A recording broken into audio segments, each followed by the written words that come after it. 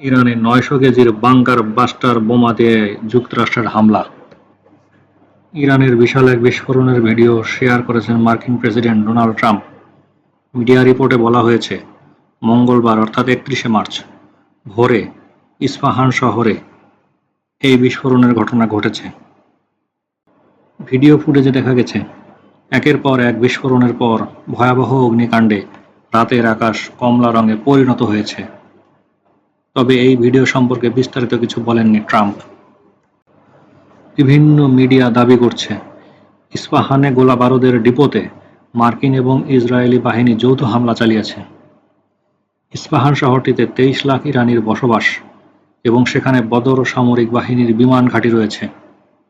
মার্কিন এক কর্মকর্তার বরাতে ওয়াল স্ট্রিট জার্নাল বলছে, মার্কিন বাহিনী ইস্পাহানে গোলাবারুদের ডিপোতে ২,০০০ পাউন্ডের বাংকার বাস্টার বোমা দিয়ে হামলা চালিয়েছে।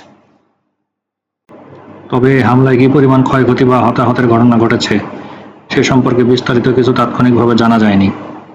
ইরানের জ্বালানি এবং গুরুত্বপূর্ণ অবকাঠামোতে হামলা চালানো হবে ট্রাম্পের এমন হুমকির একদিন পরেই এই হামলা হলো বলে প্রতিবেদনে উল্লেখ করা হয়েছে।